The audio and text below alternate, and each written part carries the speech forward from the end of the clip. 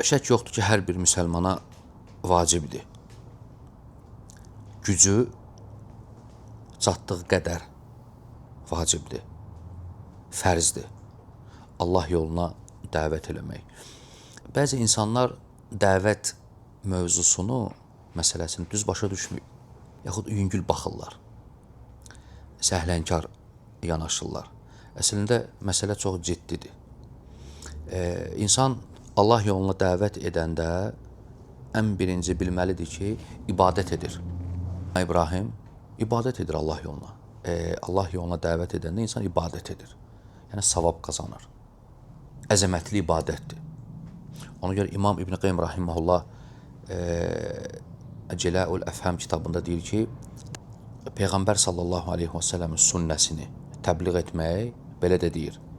Deyir ki, və təbliğu sünnətihi iləl ümmə afdal min təbliği əs-siham ilə nuhuril aduv.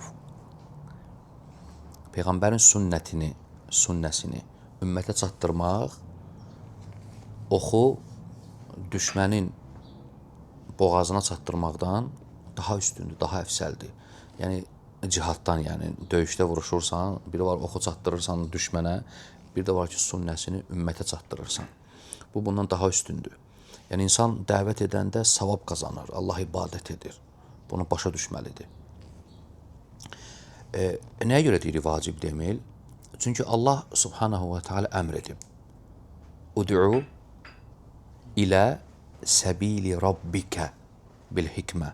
Rəbbinin yoluna hikmətlə dəvət et. Öz Peyğəmbərinə əmr edir. Digər ayədə vəd'u ilə rabbikə. Rəbbinə çağır, dəvət et. Ya eyyuhən nəbiyyü innə ərsəlnəkə şahidən və bəşiran və nəzira. Şahidən və mübəşşiran və nəzira. Düzdür? Və daiyən ilallahi bi iznihi və siracən munira.